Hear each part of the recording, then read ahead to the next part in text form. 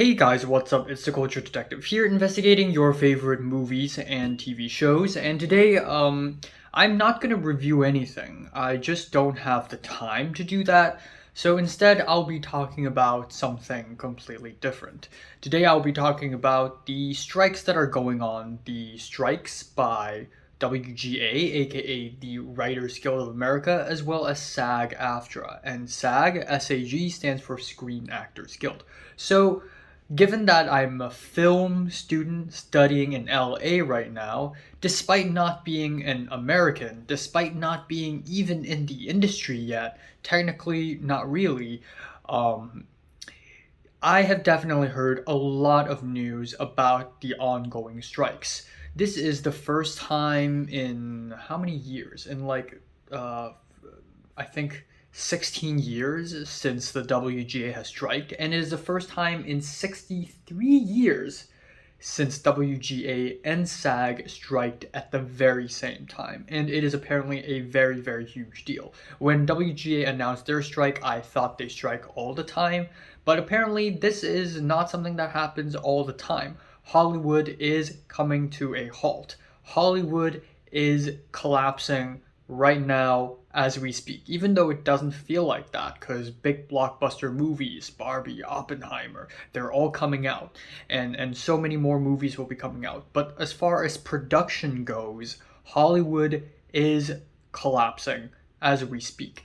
And there are a few reasons. Now, I wouldn't call myself an expert in this issue, but I still know that the WGA and SAG are being fucked over by Hollywood right now. So right now I've pulled up the negotiations between WGA and AMPTP, which are the producers, the big streaming services, big studios of Hollywood. So first of all, we have the money. Because the writers and the actors are not getting paid enough.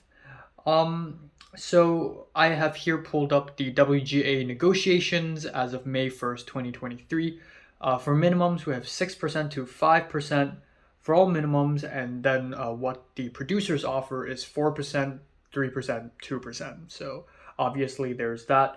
And then writer's room, which is very important, even though right now it doesn't seem like a huge deal because it's all streaming. It's all streaming. But back then, when we are all about cable TV, Walking Dead, Breaking Bad, Mad Men, Sopranos, The Wire, The Golden Age.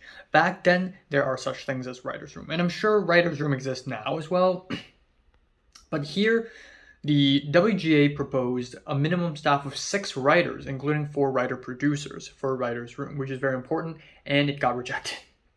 Which means that fewer people in a writer's room means more creatively restricted. But I think the even bigger issue at hand is that because these writers' rooms are getting smaller and smaller, writers will be getting out of jobs. They won't have anything to write about, and they won't be able to contribute as much as they want to. Duration of employment also got rejected, so there's that. Now, another huge issue is the use of AI, which goes for both the WGA and the SAG strikes. AI in writing.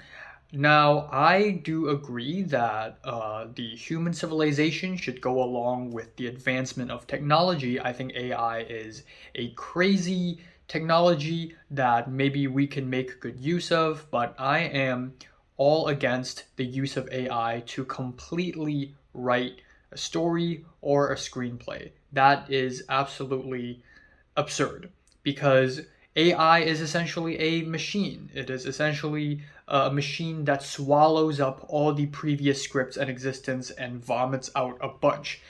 It's counterintuitive. If you want to write something creative and new and original, AI is like the complete opposite of that.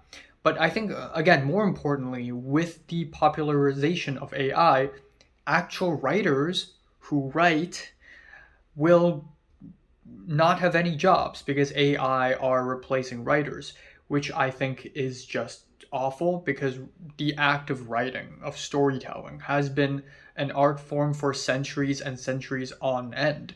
And now that it's being replaced by AI just because it's more convenient for big studios and big producers, big streaming services to pay less and to pump out more of the same shit and regurgitate the same cliches and tropes really destroys the idea of artistic writing itself. This has become a market. This has become a business, and it should not be like that. It's completely forgot its roots. Same for SAG. So SAG pretty much is dealing with the same issues, and that is big studios and streaming services can use AI to scan actors and then use their scan for background actors. And even though nobody respects background actors, they're actually really freaking important.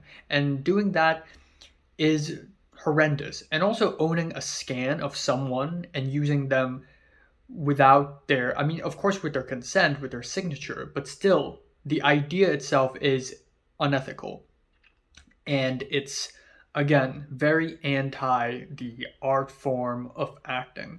And it's great to see that so many actors are going onto the streets right now waving picket signs and striking. If the same thing happens in literally any other country, it wouldn't have that much media representation. It's America, so a lot of news organizations focus on these strikes, spreading the word, which is really fantastic.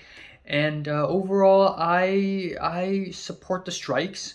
Yeah, sure. This means that a lot of projects will come to a halt, and in the following few years, we'll have an endless mirage of terrible reality TV, or just not at all, podcasts, something like that. But I think the producers and the streaming services of Hollywood definitely need to wake up from their obsessive attitude towards the market and profit. And finally, one really disgusting but not surprising at all thing is Bob Iger, the new CEO of Disney, saying that these strikes are disturbing and unrealistic. Well, uh, he's like on a break on a golf course or something. So yeah, support these strikes and let's hope that this is the fucking reason why I don't want to work in Hollywood. Jesus.